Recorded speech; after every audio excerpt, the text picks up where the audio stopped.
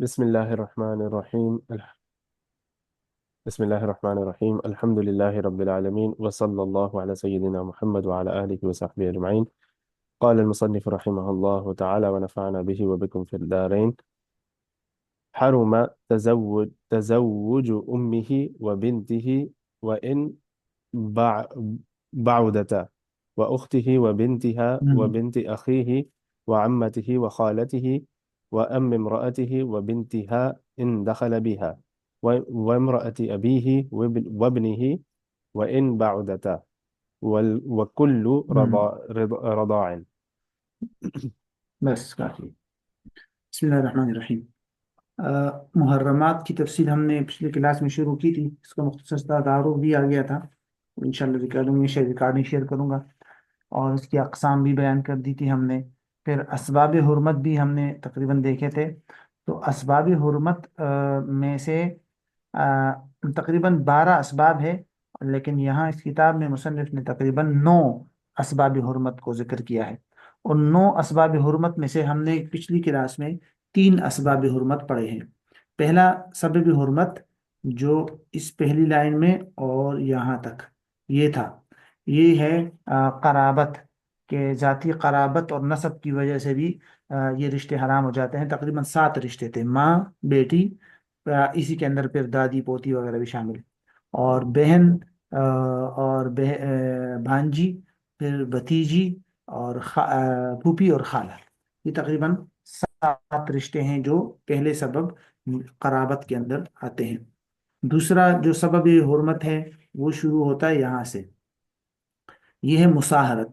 مساہرت کا مطلب جو نکاح سے جو رشتے حرام ہو جاتے ہیں اور جو محرمات بن جاتی ہیں عورتیں، ان کا ذکر یہاں سے ہے. ان میں 4 محرمات کا ذکر ہم نے پڑھا تھا. ایک منکوحہ کے اصول. منکوحہ کے اصول کے اندر آ جائے گی اس کی ماں، دادی، پوتی، دادی، پردادی وغیرہ، جس کی طرف امی امرأہ کی طرف سے اشارہ کیا ہے. اور دوسری آ جائے گی پھر بیٹی، یعنی موتوہ کی بیٹی. جس عورت سے انسان نکاح کر لے اور وتی بھی کر لے تو اس کی اگر کوئی اور بیٹی ہے پہلے خاوند سے تو وہ. اور تیسرے نمبر پر منکوحہ کے اصول کے منکوحہ، یعنی والد کی بیوی ہو گئی اور بہو. یہ 4 اس دوسرے نمبر میں، دوسرے اسباب حرمت میں آتے ہیں. تیسرے جو اسباب حرمت ہے وہ ہے رضاعت. رضاعت رضاعت سے صرف ایک ہی لفظ سے اشارہ کیا ہے، والکل رضاعن، کہ یہ سارے کے سارے رشتے رضاعت سے بھی حرام ہو جاتے ہیں. جتنے بھی رشتے پیچھے ہم نے پڑھے ہیں، 7 رشتے قرابت کے اور باقی بھی، تو وہ سارے کے سارے رشتے اسی ترتیب سے رضاعت سے بھی حرام ہو جاتے ہیں. باقی رضاعت پر الگ شاید باب ہوگا، وہ پھر ہم الگ سے دیکھیں گے. اور یہاں ایک قاعدہ ہم نے پڑھا تھا جو حدیث سے لیا ہے کہ یحرم من الرضاع ما یحرم من النسب، کہ جو رشتے نسب سے حرام ہوتے ہیں وہی سارے رشتے رضاعت سے بھی حرام ہو جاتے ہیں. اور الکل رضاعن سے اسی کی طرف مصنف نے اشارہ کیا ہے. یہاں سے سبب رابع ہے. سبب رابع جو ہے وہ ہے جمع بینا، جمع بینا ذوات القرابتین، آپ کہہ سکتے ہیں ذوات القرابہ، یعنی 2 ایسی لڑکیوں کو نکاح میں جمع کرنا کہ جن کے ساتھ جن کا آپس میں نکاح نہیں ہو سکتا. اگر ان میں سے کوئی کسی ایک کو لڑکی فرض کرے اور دوسرے کو لڑکا، تو ان کا آپس میں نکاح نہیں ہو سکتا. تو ایسی ہی 2 لڑکیوں کو نکاح میں بھی جمع کرنا جائز نہیں ہے. جیسے 2 بہنیں ہیں، اب 2 بہنوں میں سے ایک بہن کو آپ لڑکا تصور کریں تو بھائی بہن ہو جائیں گے. جس طرح ان کا آپس میں نکاح جائز نہیں ہے، اسی طرح ان کو نکاح میں بھی جمع کرنا جائز نہیں ہے. یہ قاعدہ آگے آئے گا کہ ایہما فرزا ذکرن حرم النکاح، تو دین لا یجوز الجمع بینہما. ٹھیک ہے، کہ جو بھی 2 عورتیں ہوں، ایتہما فرزت ذکرن حرم النکاح لا یجوز الجمع بینہما، پھر ان میں ان کو نکاح میں جمع کرنا جائز نہیں. تو بہرحال یہ ہے سبب رابع، سبب نمبر 4. اور اس سبب کا نام آپ کہہ سکتے ہیں کہ 2 ایسی لڑکیوں کو نکاح میں جمع کرنا حرام ہے جن کا آپس میں نکاح حرام ہوتا اگر کوئی ایک ان میں سے لڑکا لڑکی ہوتا. اس میں خالہ، پھوپھی، بانجی، بتیجی وغیرہ، اور یہ ساری اس میں آ جائے گی، یعنی جو پیچھے ہم نے پڑھے ہیں یہ سارے رشتے. تو فرماتے ہیں کہ الجمع بین الاختین نکاحن، کہ دونوں کو دو بہنوں کو نکاح میں جمع کرنا جائز نہیں ہے. نکاحن سے اشارہ ہے عقد کی طرف، کہ وہ عقد ہی سرے سے جائز نہیں ہوگا. کیونکہ قرآن مجید کے اندر جو آیت ہے سورۃ النساء کی، اس آیت کے اندر جن محرمات کا ذکر ہے اس میں اس کا بھی ذکر ہے نا، وَأَن تَجْمَعُوا بَيْنَ الْأُخْتَيْن، تو نکاحن ہی جائز نہیں ہے. لہٰذا اگر ایک آدمی ایک بہن سے نکاح کر لے اور اس لڑکی کی دوسری بہن سے نکاح کرتا ہے تو دوسرے نکاح سرے سے باطل ہو جائے گا. ٹھیک ہے، تو وتی ان تو بات کی بات ہے وہ، لیکن یہ ہے کہ نکاحن بھی حرام ہے. اچھا، وہ وتی ان بملکن یمین، اب یہ دیکھیے، اور ملک یمین میں بطور وتی دو بہنوں کو جمع کرنا جائز نہیں ہے، حرام ہے. یہ سارا کا سارا عطف پیچھے حرمہ پر ہے. ٹھیک ہے، اس پر حرمہ. سو حرمہ الجمع، آپ کہہ سکتے ہیں حرم الجمع بین الاختین وطئن بملک یمین، کہ ملک یمین میں وتی کے طور پہ دونوں کو جمع کرنا حرام ہے. کیا مطلب؟ مطلب یہ کہ ایک آقا کی ملکیت میں دو باندیاں آ سکتی ہے جب دونوں بہنیں ہوں. ٹھیک ہے، تو ملک یمین کے طور پر تو منع نہیں ہے. ایک آقا دو بہنوں کا مالک بن سکتا ہے، اور اس میں سے کوئی حرج نہیں، لیکن دونوں بہنوں کے ساتھ وتی نہیں کر سکتا. اگر دونوں باندیاں ہیں تو دونوں کے ساتھ وتی نہیں کر سکتا. عام علماء کا یہی قول ہے، اگرچہ اس میں کچھ صحابہ کی طرف جواز کی نسبت کی جاتی ہے، لیکن بہرحال حنفیہ کے ہاں یہ ہے کہ وتی ان جمع کرنا ملک یمین کے طور پہ جائز نہیں. فلو تزوجا، اب یہ ایک ایگزامپل ہے اسی بات پہ، یہ جو پیچھے دو باتیں آپ نے پڑھی، جمع بین الاختین نکاحن اور وطئ ملک یمین. فلو تزوج اخت امته الموطوءہ، ایک آقا ہے، اس کی ملکیت میں ایک باندی ہے جس کے ساتھ وہ وطی کرتا ہے، اور اس کی بہن کے ساتھ نکاح کر لیا. تو اب ایک بہن اس کے پاس بطور ملکی یمین ہے اور دوسری اس کے پاس منکوحہ ہے. اب دونوں اگر اسی حالت میں رہتے ہیں تو جائز ہے، لیکن دونوں کے ساتھ اس حالت میں وطی نہیں کر سکتا. یا تو صرف اپنی منکوحہ کے ساتھ وطی کرے گا، ٹھیک ہے، اور جو باندی ہے اس کو اپنی ملکیت سے نکال دے. ٹھیک ہے، اور یعنی کہ اس وقت تک وہ کسی ایک سے بھی وطی نہیں کر سکتا کہ جب تک وہ ان جو باندی اس کے پاس ہے جب تک اس کو اپنی ملکیت سے خارج نہیں کرے گا. جب تک وہ اس کی اپنی ملکیت سے اس کو خارج نہیں کرے گا، یعنی اپنے اوپر حرام نہیں کرے گا. اور وہ اپنے اوپر حرام ہونے کی ایک ہی صورت ہے، وہ یہ ہے کہ اپنی ملکیت سے نکال دے. کہتے فلو تزوج اخت امته الموطوءہ، موطوءہ کی بہن کے ساتھ نکاح کر لیا، تو لم یطأ واحدة منهما حتى يبيعها، تو ان میں سے کسی ایک کے ساتھ بھی نکاح نہیں وطی نہیں کر سکتا جب تک کہ اس کو بیچ نہ دے. یبیعها مینس وہ باندی کو بیچ نہ دے. بیچنا ضروری نہیں ہے، یہ صرف اگزامپل ہے، یعنی حتی یخرجها من ملکه، اس طرح کے الفاظ استعمال کر سکتے ہیں کہ یہاں تک کہ وہ اپنی ملکیت سے اس کو نکال دے ہبہ کے طور پر یا کسی بھی طریقے سے، تو بس پھر دوسرے جو منکوح ہے اس کے ساتھ پھر وطی کر سکتا ہے. اچھا، یہاں بھی وہی قاعدہ آپ کو معلوم ہوگا جو پیچھے ہم نے پڑھا تھا. اگر آپ کو یاد ہو کہ بزا کے اندر اصل جو ہے وہ حرمت ہے، اور نکاح کے اندر خاص طور پر اس طرح کے مقامات میں جن مسائل کا تعلق بزا کے ساتھ ہے وہاں احتیاط کا پر عمل کیا گیا ہے.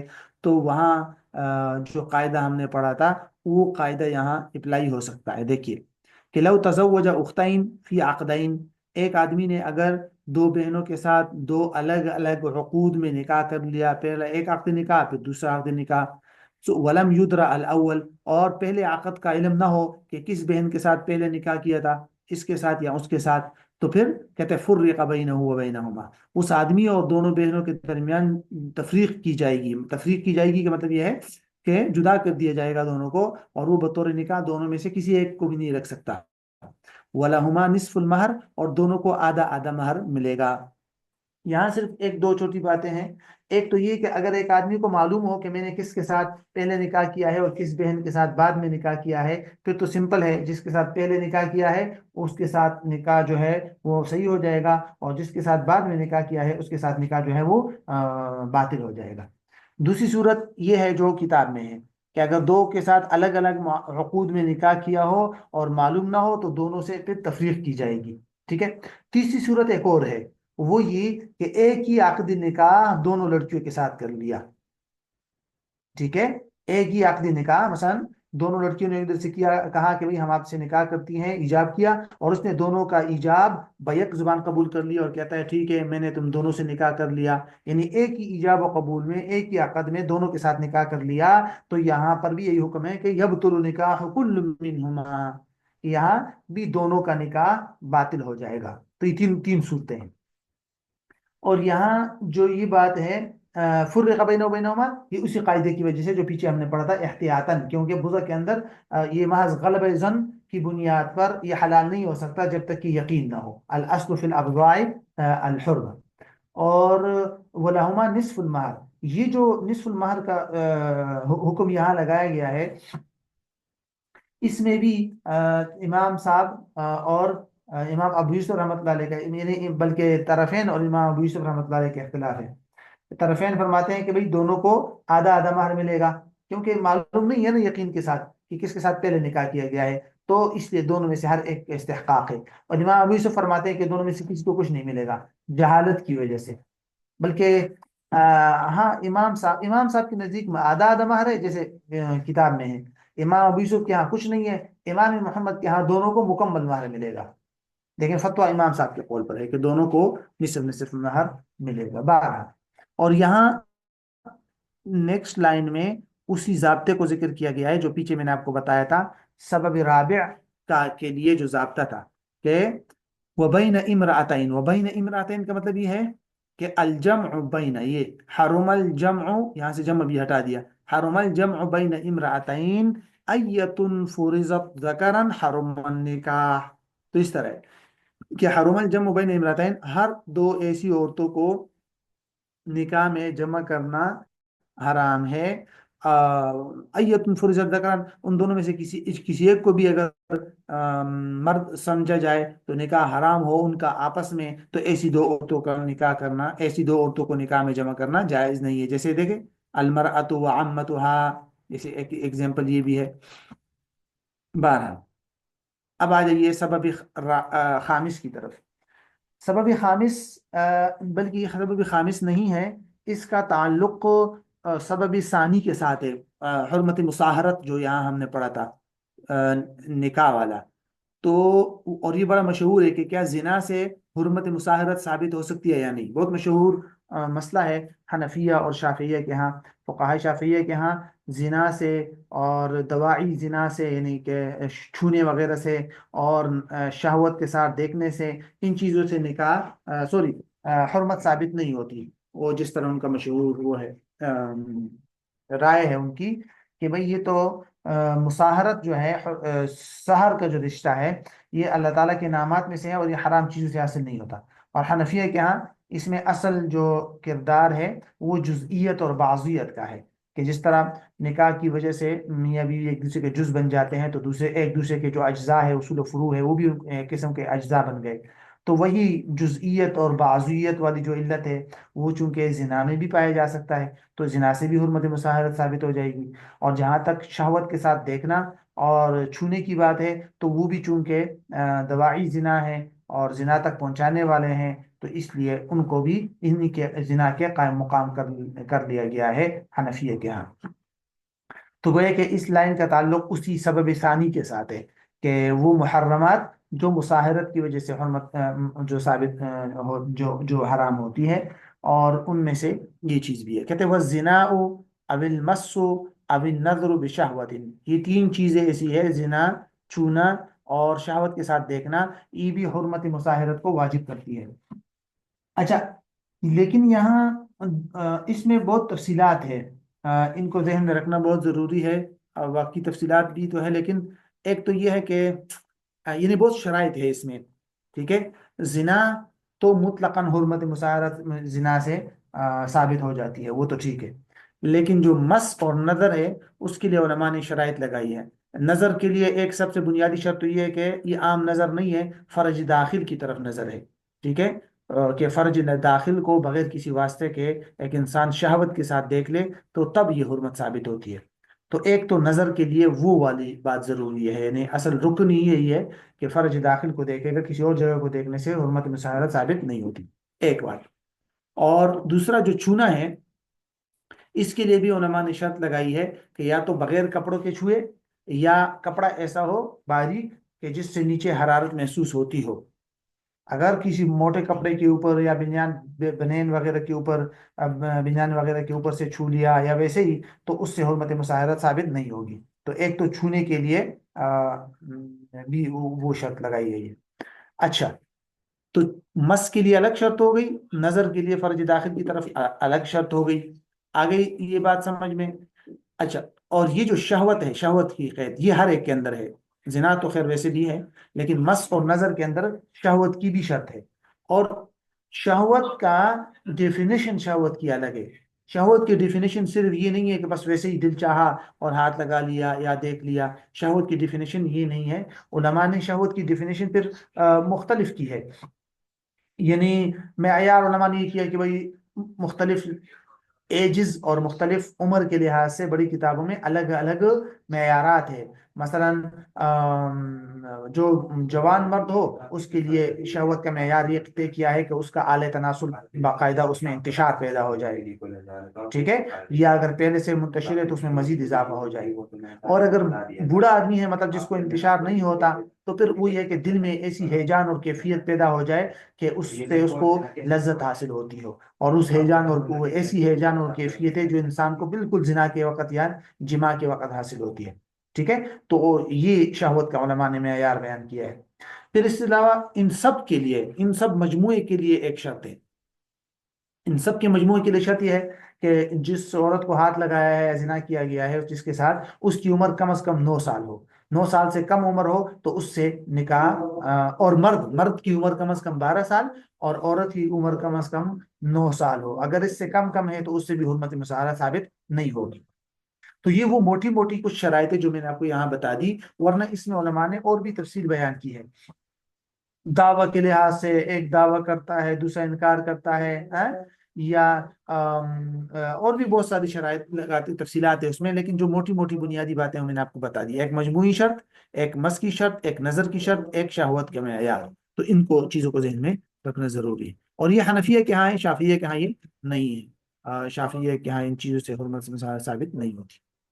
اچھا، وحرم تزوج اخت معتدتی، اس کا تعلق سبب رابع کے ساتھ ہے. ابھی پیچھے پڑا نا سبب رابع کہ 2 بہنوں کو ایک نکاح میں جمع کرنا جائز نہیں ہے. تو اس کا تعلق بھی اسی کے ساتھ ہے کہ اگر ایک آدمی نے ایک لڑکی سے نکاح کیا ہوا ہے اور اس کو طلاق دے دی، اور ابھی تک وہ عدت کے اندر ہی ہے، تو اس کی بہن سے نکاح کر لیا، تو یہ نکاح بھی باطل ہو جائے. ٹھیک ہے، کیونکہ جب تک کہ وہ عدت میں ہے تو ایک قسم کا وہ بھی نکاح کے اندر ہی ہے، اور جب نکاح کے اندر ہے تو یہ جمع بین الاختین کے زمرے میں آئے گا. اس میں علماء کا اختلاف بھی ہے، جیسے امام شافعی رحمہ اللہ کا، امام مالک رحمہ اللہ کا. وہ کہتے ہیں کہ بھائی عدت کے اندر اگر عدت بائنہ یعنی طلاق بائنہ کی عدت ہو تو اس میں نکاح کرنا جائز ہے. بلکہ حنفیہ میں سے شاید امام محمد رحمہ اللہ کا اوپینین بھی یہی ہے کہ بھائی اگر وہ طلاق بائن کی عدت گزار رہی ہے تو اس کی بہن سے نکاح کر سکتے. لیکن حنفیہ کے ہاں راجح قول امام ابو حنیفہ رحمۃ اللہ علیہ کا ہے کہ جائز نہیں ہے عدت کے اندر کسی اسی عورت کی بہن کے ساتھ نکاح کرنا جائز نہیں ہے. بہرحال اس کا تعلق اسی پیچھے والے سبب کے ساتھ. اچھا، اب آتے ہیں یہ 2 چیزیں ہیں، ان کا تعلق سبب خامس کے ساتھ ہے. وہ ہم نے پڑھا تھا، اس کو کہتے ہیں تملک. ایک سبب ہے تملک نکاح کے حرام ہونے کا، کہ اگر کوئی شخص کسی لڑکی کا مالک ہے تو وہ اپنی باندی سے نکاح نہیں کر سکتا، آزاد کر کے نکاح کر سکتا ہے ورنہ نہیں. اسی طرح اگر ایک عورت ہے، اس کا غلام ہے، تو وہ عورت اپنے غلام سے بھی نکاح نہیں کر سکتی جب تک کہ اس کو آزاد نہ کرے. تو آزاد کر لے اس کے بعد نکاح کر سکتے ہیں. تو کہتے ہیں وہ امتی ہی، ایک انسان یعنی حرما نکاح یا تزوج امتی ہی، کہ اپنی باندی کے ساتھ نکاح کرنا بھی حرام ہے. وہ سیدتی ہی، اور اپنی مطلب جو آقا عورت ہے اس کے ساتھ بھی غلام کے لیے نکاح کرنا حرام ہے. والمجوسیہ والوثنیہ، مجوسیہ کے ساتھ بھی نکاح کرنا حرام ہے. مجوسی اور وثنیہ بت پرست، جو بتوں کو. اب یہ جو ہے سبب سادس ہے، اور سبب سادس ہے اختلاف دین، کہ اگر مرد اور عورت کا دین مختلف ہے، مرد مسلمان ہے اور عورت کافرہ ہے تو نکاح نہیں ہو سکتا. اور یا اس کا الٹ ہے تو بھی نکاح نہیں ہو سکتا. تو مجوسی جو آگ کو پوجتے ہیں اور وثنی جو بت پرست ہیں ان کے ساتھ بھی نکاح کرنا جائز نہیں ہے، سوائے کتابی ہے کہ اس کی بات آگے پیش پہ آ رہی ہے کہ وہاں اگرچہ دین مختلف ہے لیکن شریعت نے اس کی اجازت دی ہے قرآن کے اندر، تو اس لیے ایسی صورت میں اس کی اجازت ہے. اب ذرا دیکھیے یہ والے ہیں وہ جو باوجود اختلاف دین کے جن کے اندر علماء نے نکاح کی اجازت دی ہے. کہتے ہیں وحل تزوج الکتابیہ والصابئہ، کتابیہ اور صابیہ سے نکاح کرنا جائز ہے. کتابیہ کہتے ہیں کہ ہر ایسی عورت جو کسی بھی دینی سماوی پر ایمان رکھتی ہو. ٹھیک ہے، اگرچہ اس میں بھی علماء کا اختلاف ہے. کچھ علماء کا اوپینین یہ ہے کہ نہیں، کتابیہ صرف یہود اور نصارہ کو کہتے ہیں، اور لیکن اکثر علماء کہتے ہیں کہ نہیں، ضروری نہیں ہے. اگر کوئی عورت ہے جو یہود و نصارہ کے علاوہ مثلا زبور پہ ایمان رکھتی ہے یا کسی اور دینی سماوی پر ایمان رکھتی ہے، اللہ تعالیٰ پر بھی ایمان رکھتی ہے، کسی اور کتاب پر ایمان رکھتی ہے، اگرچہ یہود یا نصارہ میں سے نہیں ہے، تو وہ بھی کتابیہ ہے. ٹھیک ہے، اور چونکہ کتابیہ کے ساتھ نکاح کرنا جائز ہے، قرآن مجید میں واضح طور پر موجود ہے، والمحصنات من الذین اوتوا الکتاب، ہے نا. اچھا، لیکن آج کل اس کے لیے ایک چھوٹا سا پوائنٹ ذہن میں رکھنا ضروری ہے. وہ یہ کہ آج کل بہت ساری ایسی یہودی یا نصارہ ایسے ہیں جو صرف نام اور رجسٹریشن وغیرہ کے لحاظ سے تو وہ ہوتے ہیں، لیکن حقیقت میں وہ کسی بھی دینی سماوی پر یا اللہ تعالیٰ پر ایمان نہیں رکھتے، اور وہ حقیقت میں یا تو دہری ہوتے ہیں یا ملحد ہوتے ہیں. تو ان کے ساتھ نکاح کرنا صرف نام کی وجہ سے جائز نہیں ہوگا. لہذا اگر وہ حقیقت میں اپنے دین کے مطابق اللہ تعالیٰ پر ان پر ایمان رکھتی ہے تو پھر تب اس سے نکاح کرنا حلال ہوگا. اگرچہ ان کے اپنے مثلا اب عیسائیت کے اندر تثلیث کا عقیدہ ہے نا، تثلیث کا عقیدہ ہے، لیکن باوجود اس تثلیث کے عقیدے کے اس سے نکاح کرنا جائز ہوگا، باوجود اس کے کہ یہ شرکی عقیدہ ہے ایک قسم کا، لیکن چونکہ ان کے اس میں ہے لہذا اس کے باوجود بھی ان کے ساتھ نکاح کرنے کی علماء نے اجازت دی ہے. جہاں تک سابعہ کی بات ہے تو سابعہ سے نکاح کرنا جائز ہے یا نہیں، اس میں بھی حنفیہ کا اختلاف ہے. ٹھیک ہے، اصلاً سابعہ کی تفسیر میں علماء کا اختلاف ہے. ٹھیک ہے، کہ سابعہ کون تھی، یا سابعہ کون، یا صابی کس کو بولتے ہیں. تو صاحبین فرماتے ہیں کہ صابی اس کو بولتے ہیں جو ستاروں کی عبادت کرتے ہیں، جبکہ امام صاحب فرماتے ہیں کہ نہیں، صابی اس کو نہیں کہتے، صابی اس کو کہتے ہیں جو باقاعدہ یعنی داؤد علیہ السلام کی کتاب جو زبور ہے اس پر ایمان رکھتے ہیں. ٹھیک ہے، باقاعدہ ان کے ایک اعتقاد ہوتا ہے سماوی، اور وہ باقاعدہ کتاب کو بھی مانتے ہیں. البتہ ستاروں کی وہ صرف تعظیم کرتے ہیں، ستاروں کی عبادت نہیں کرتے. جیسے مسلمان کعبے کی تعظیم کرتے ہیں، اسی طرح وہ ستاروں کی تعظیم کرتے ہیں، عبادت نہیں کرتے. تو اب یہ تفسیر کا اختلاف ہے. تو جو بھی عورت ہوگی ان سے پوچھا جائے گا، اگر وہ کسی سماوی دین کا وہ رکھتی ہے اور ستاروں کی عبادت نہیں کرتی، صرف تعظیم کرتی ہے، تو ٹھیک ہے. اور اگر صاحبین کی رائے کے مطابق نہیں، وہ ستاروں کی ہی عبادت کرتے ہیں، وہ تو پھر کافر ہے کسی صورت میں. تو بہرحال یہ اختلافی تفسیر کا ہے، اختلاف حقیقی نہیں ہے.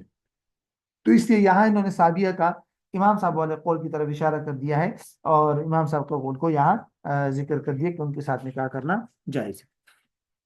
بہرحال اب آ جائیے، یہ کچھ ساتویں سبب سے پہلے یہاں انہوں نے مکس دو تین مسائل دیے ہیں. دیکھیں، والمحرمہ کہ حل تزوج المحرمة ولو محرمة والأمة ولو كتابية والحرة على الأمة، یہاں تک یہ سارے جواز کی مزید صورتیں ہیں کہ محرمہ کے ساتھ نکاح کرنا جائز ہے، یعنی ایسی عورت جس نے حج یا عمرے کا احرام باندھا ہو اس سے نکاح کرنا جائز ہے.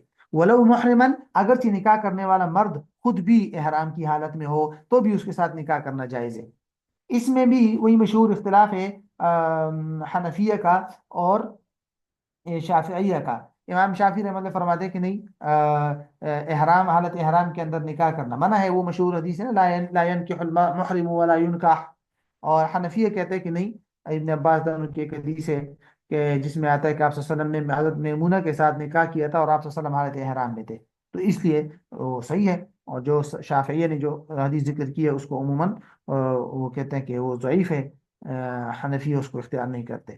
لیکن بہرحال حنفیہ کے ہاں حالت احرام میں نکاح جائز ہے. بلکہ بعض روایت میں آتا ہے کہ جو شافعیہ کی جو روایت ہے نا، لا ينكح المحرم ولا ينكح، اس کے احرام کے اندر تو جماع کرنا اب یا وطی کرنا جائز نہیں ہے. یہ आवाज कट गई थी आपकी।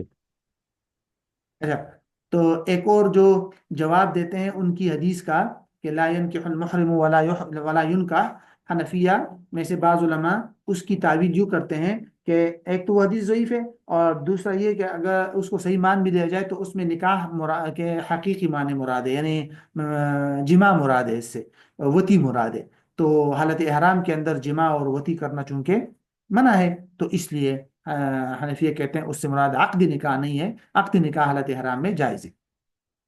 वल अमती, कहते हैं कि बांदी के साथ निकाह करना जायज़ है। अब पीछे तो हमने पढ़ा था कि तमल्लुक में बांदी के साथ निकाह करना जायज़ नहीं है, अभी तो पढ़ा, ये देखे वो अमती ही, ठीक है, यहाँ पढ़ रहे कि जायज़ है। तो अमती से मुराद है अमतुल गैर, किसी और की बांदी से, ठीक है, कि एक यानी एक इंसान अपनी बांदी से तो निकाह नहीं कर सकता। उसकी उलमा वजह बयान करते हैं कि भाई निकाह का असल मकसद मिल्क तमत्तु है, वो तो उस इंसान उसको पहले हासिल है आका को, तो दोबारा उसके निकाह करना ये तहसील हासिल है और लगो।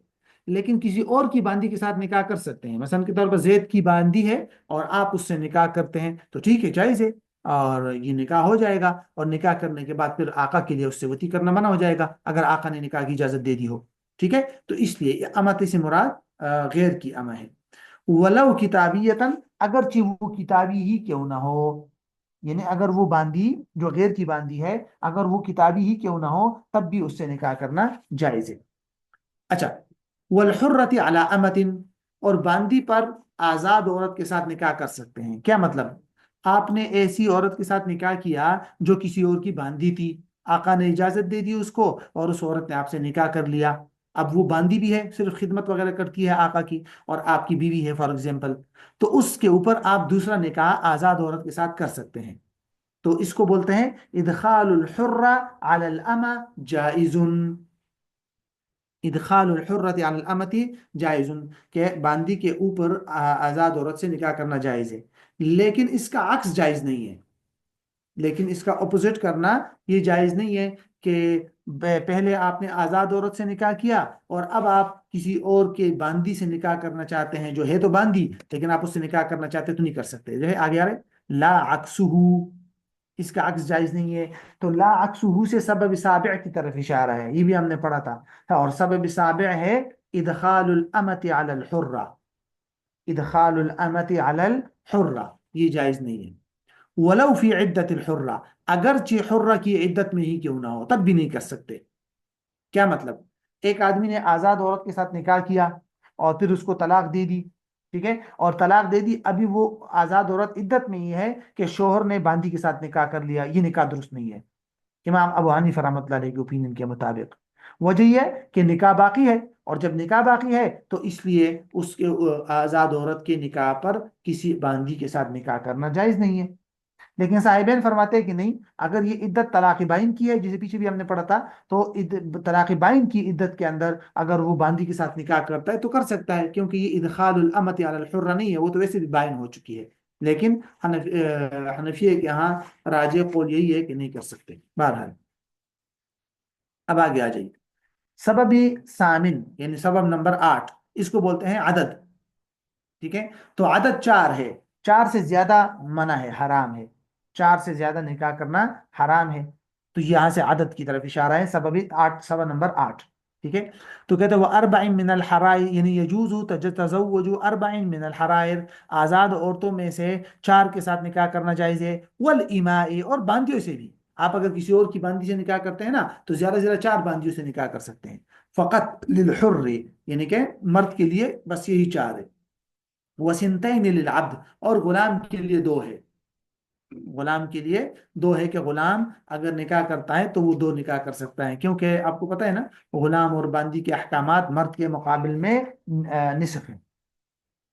बहरहाल, अब आ जाते हैं पहले तो इसको देखते हैं यहाँ तक, ये बीच में एक मसला है, और फिर उसके बाद जो है सबब नंबर 9 शुरू होगा। वहुबला मिन जिना, यानी यजूजु तज़व्वुजु तज़व्वुजु हुबला मिन जिना, कि जिना की वजह से जो औरत हामिला हो चुकी हो उससे निकाह करना जायज है। जिना की वजह से जो औरत हामिला हो चुकी हो उससे निकाह करना जायज है। एक छोटा सा पॉइंट यहाँ ध्यान में रखना बहुत जरूरी है, एक नहीं बल्कि दो। एक तो ये कि اس طرح کی صورتحال میں اگر ایک مرد نے خود کسی عورت کے ساتھ زنا کیا ہے، ایک مرد نے خود کسی عورت کے ساتھ زنا کیا اور وہ عورت حاملہ ہو گئی، تو اس سے نکاح کرنا بھی جائز ہے، اور نکاح کے بعد حالت حمل میں اس کے ساتھ وطی کرنا بھی جائز ہے۔ کیوں؟ اس لیے کہ یہ اسی کا تو پانی ہے نا، تو اس میں اختلاط الماء نازم نہیں آئے گا۔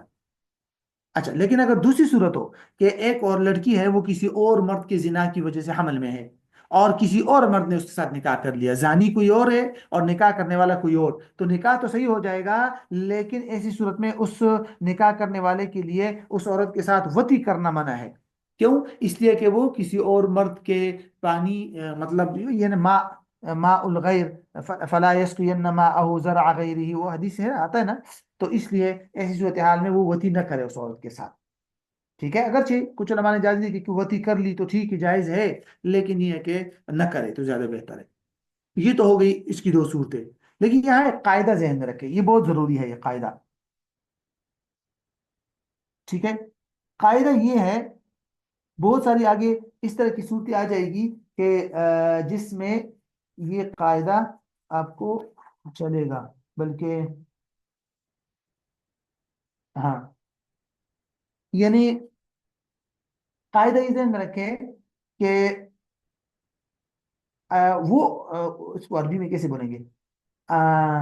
المرأة اذا كانت المرأة اذا كانت المرأة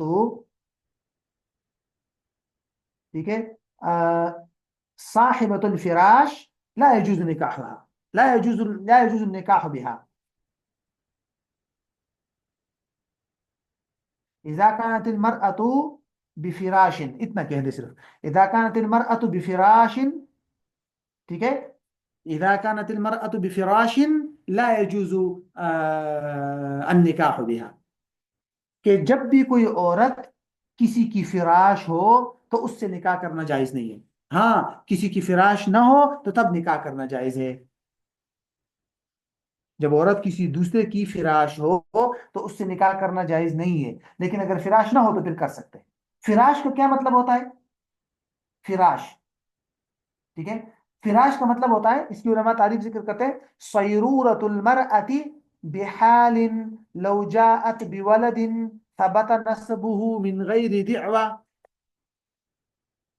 صیرورۃ المرأة بحال لو جاءت بولد ثبت نسبه من غیر دعوى یا دعوى۔ فراش ہونے کا مطلب یہ ہے کہ ایک عورت ایسی سچویشن میں ہے کہ اگر وہ بچہ جنتی ہے تو اس بچے کا نسب بھی ثابت ہو جائے کسی مرد سے، اور اس میں کسی قسم کے دعوے کی ضرورت ہی نہ ہو کہ بھئی یہ میرا بیٹا ہے یا میرا بچہ ہے نہیں ہے، ہیں جیسے منکوحہ ہے نا، ہوتی ہے نا کہ نہیں، ٹھیک ہے، تو اس کو بولتے ہیں۔ یہ پوائنٹ سمجھ آیا؟ پہلا قاعدہ، اور پھر اور فراش کا معنی اذا كانت المرأة بفراش لا يجوز نکاحها لا يجوز نکاح بها یا لا يجوز نکاحها، اوکے، اور فراش کا مطلب سیرورۃ المرأة بحال لو جاءت بولد ثبت نسبه من غیر دعوى۔ اچھا، اب بات سمجھے، فراش کی علماء تین قسمیں بیان کرتے ہیں، فراش قوی، فراش متوسط اور فراش ضعیف۔ ٹھیک ہے، فراش قوی کا مطلب ہے منکوحہ، غیر کی منکوحہ، کسی اور شخص کی منکوحہ، اس کو بولتے ہیں فراشی قوی۔ اور تو فراشی کسی اور کی منکوحہ کے ساتھ نکاح جائز نہیں ہے نا، اور جب بھی اس کا بچہ پیدا ہوتا ہے نسب بھی ثابت ہو جاتا ہے۔ آگے سمجھ میں؟ دوسری ہے فراش متوسط، فراش متوسط ام ولد کو بولتے ہیں، ام ولد، ٹھیک ہے، وہ جو آقا جس کے ساتھ وطی کر لے اور اس سے بچہ پیدا ہو جائے تو وہ بھی ثابت ہو جاتا ہے نسب اس کا آقا سے، ٹھیک ہے، لیکن یہ کہ بہرحال، اور فراش ضعیف اس کو بولتے ہیں عام باندی کا جو فراش ہے، اس کا جب تک اس دعویٰ نہ ہو اس کا نسب ثابت نہیں ہوتا، تو ام ولد والا متوسط میں آتا ہے، ٹھیک ہے، اور جو اما ہے عام باندی، اس کا فراش جو ہے وہ فراشی ضعیف ہے، اس کا جب تک کہ یعنی بغیر دعویٰ کے اس کو وہ ثابت نہیں ہوتا۔ بہرحال اب جب آپ وہ دیکھیں گے کیا نام ہے، اس صورت میں دیکھیں گے نا وحبلہ من زنا، ٹھیک ہے، تو کسی اور کی اگر زنا ہے، سوری، اگر کسی ایک آدمی نے خود زنا کیا ہے اس کے ساتھ اور پھر نکاح کر رہا ہے، اگرچہ وہ حمل میں ہے، تو یہ عورت تو کسی کی فراش ہے ہی نہیں.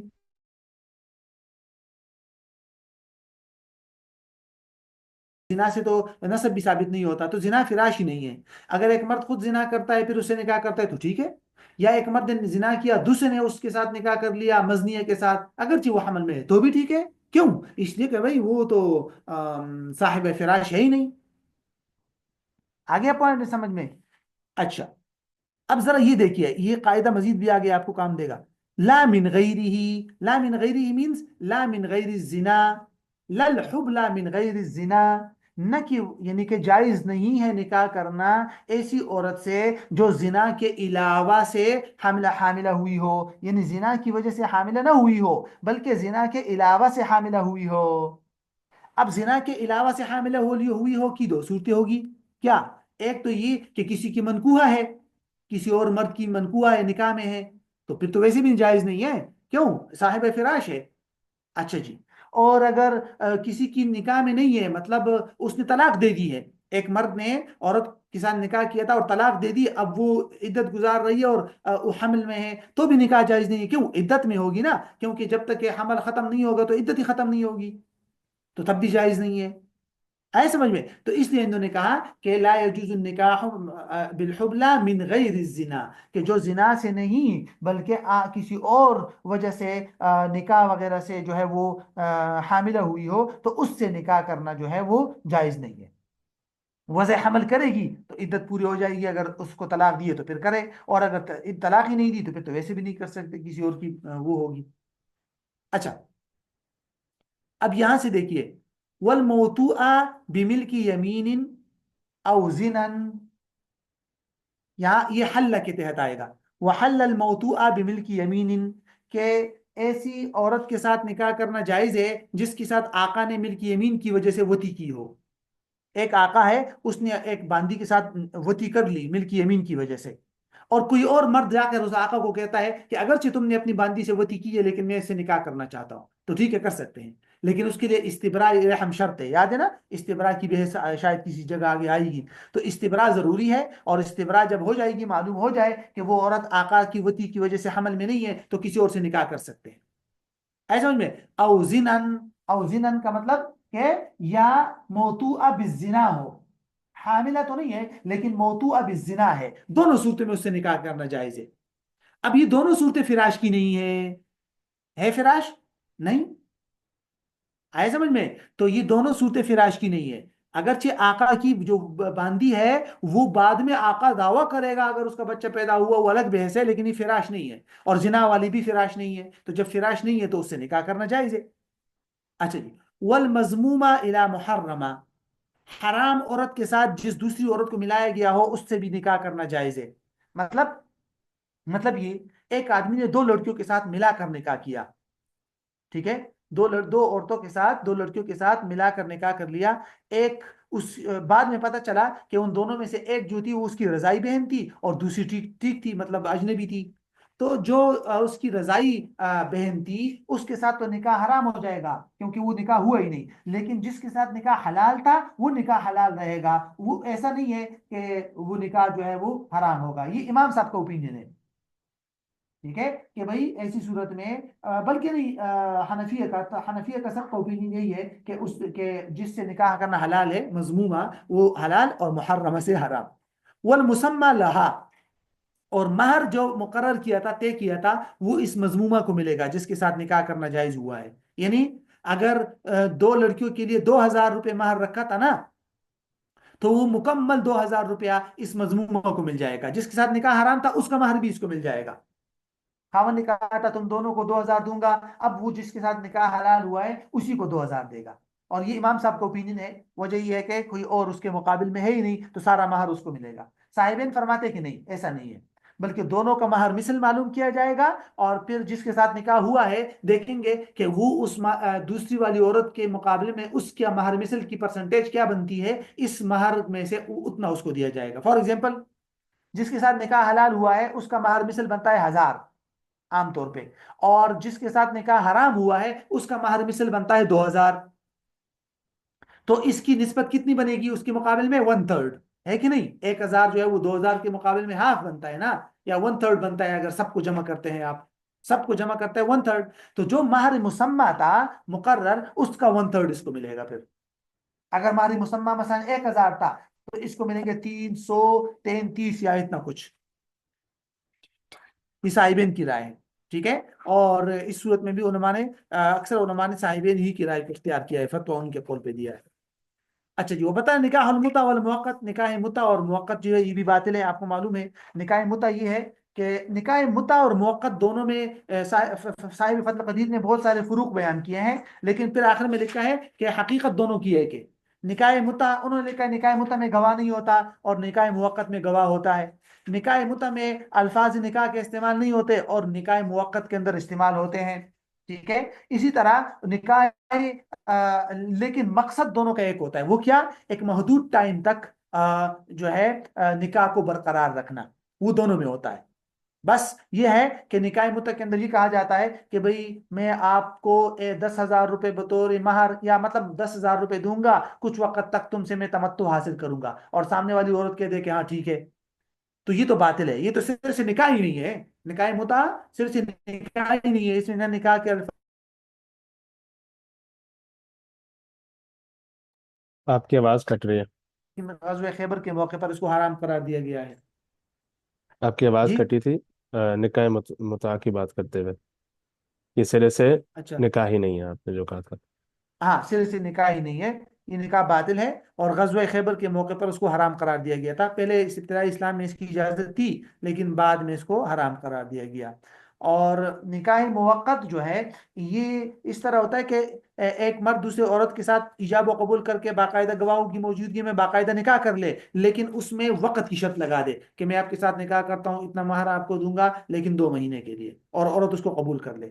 تو اس بارے میں حنفیہ کی 2 رائے ہیں، ایک تو یہ کہ مطلقاً باطل ہے، سرے سے منعقد ہی نہیں ہوگا، اور امام ظفر رحمہ اللہ کا اوپینین یہ ہے کہ نو، نکاح تو صحیح ہو جائے گا لیکن شرط لغو ہو جائے گی، وہ جو ٹائم کی شرط ہے، کیونکہ ہم نے قاعدہ پڑھا تھا اگر آپ کو یاد ہو کہ لا يبطل النکاح بالشروط الفاسدہ، ٹھیک ہے؟ فتویٰ یہاں امام ظفر کے قول پر علماء دیتے ہیں کہ یہ نکاح منعقد ہو جائے گا لیکن وہ جو 2 مہینے کی قید تھی وہ لغو ہو جائے گی، اور اگر دونوں کا پکا ارادہ ہے 2 مہینے بعد ایک دوسرے کو چھوڑنا تو وہ طلاق سے باقاعدہ ہوگا، اور پھر اس کا گناہ بھی ہوگا، کیونکہ مقاصد نکاح میں سے یہ نہیں ہے۔ بہرحال اس میں شیعہ کا اختلاف بھی ہے، شیعہ حضرات کا، وہ آپ کو پتہ ہے، ہمیں اس میں جانے کی ضرورت نہیں ہے۔ اچھا، یہ ایک چھوٹا سا مسئلہ ہے کہ اگر ایک آدمی نے ایک آدمی پر ایک عورت نے دعویٰ کیا کہ یہ میرا شوہر ہے، اور شوہر صاحب نے انکار کر دیا کہ نہیں بھائی میں نے تو اس سے کبھی نکاح کیا ہی نہیں ہے، تو یہ میری بیوی کہاں سے بن گئی؟ ٹھیک ہے، دونوں قاضی کے پاس گئے، عورت 2 گواہ لے آئی، ان 2 گواہوں نے گواہی دے دی کہ ہاں بھائی یہ ہمارے سامنے نکاح ہوا ہے، قاضی نے نکاح کا فیصلہ کر لیا اور وہ چلے گئے۔ تو اب یہ مرد جس نے نکاح کا انکار کیا تھا وہ اس عورت کے ساتھ وطی کر سکتا ہے یا نہیں؟ یہ نکاح منعقد ہو جائے گا یا نہیں؟ امام صاحب کا تو کلیئر اوپینین ہے کہ یہ نکاح منعقد ہو جائے گا، اور یہ فیصلہ نافذ ہو جائے گا، ظاہراً بھی، ظاہراً مطلب نان نفقہ وغیرہ لازم ہوگا، اور باطناً بھی اس کے لیے وطی کرنا بھی جائز ہے، ٹھیک ہے؟ اور امام محمد رحمہ اللہ اور امام شافعی وغیرہ رحمہ اللہ کے فرمان کے ہاں یہ نکاح باطناً منعقد نہیں ہوگا، اس کے لیے وطی کرنا جائز نہیں ہوگا، کیونکہ قاضی نے غلطی کی ہے اور جھوٹے گواہوں پر گواہ اس نے وہ دی ہے۔ اگر مرد کو معلوم ہے کہ میں نے نکاح نہیں کیا تو گواہ جھوٹے ہیں، لہٰذا اس کے لیے وطی کرنا جائز نہیں۔ امام ابو یوسف رحمہ اللہ پہلے جو ہے وہ امام صاحب رحمہ اللہ کے قول کے مطابق تھے، اور دوسرا یعنی پھر بعد میں انہوں نے امام محمد رحمہ اللہ کا قول اختیار کیا کہ بھائی نہیں، اس کے لیے وطی کرنا جائز نہیں۔ اکثر علماء نے اسی قول پر فتویٰ دیا ہے کہ بھائی منع کیا جائے احتیاطاً صاحبین کے قول کے مطابق۔ تو کہتے ہیں وَلَهُ وَطْءُ امْرَأَةٍ، مرد کے لیے جائز ہے عورت وطی کرنا، اذا ادعت انہ تزوجہا، جب عورت نے دعویٰ کر دیا ہو کہ مرد نے اس کے ساتھ نکاح کیا ہے اور مرد نے انکار کر دیا، وقضی بنکاحہا ببینہ، اور پھر اس کے نکاح کا فیصلہ کیا گیا گواہوں کی بنیاد پر، ولم یکن تزوجہا، حالانکہ مرد نے اس کے ساتھ نکاح نہیں کیا تھا، تو امام صاحب کے نزدیک یہ نکاح ہی گویا کہ یہ فیصلہ قضا ہی نکاح ہے، گواہ بھی موجود ہے، سب کچھ موجود ہے، تو ایسی صورت میں، لیکن یہ کہ صاحبین فرماتے کہ نہیں، قاضی کا فیصلہ ہے اور یہ غلط ہوا ہے، اور مرد کو جب معلوم بھی ہے تو اس کے لیے اس سے وطی کرنا جائز نہیں۔ چلے بس کافی ہے انشاءاللہ یہاں سے پھر کل انشاءاللہ دیکھیں گے جزاک اس اللہ کو. خیر.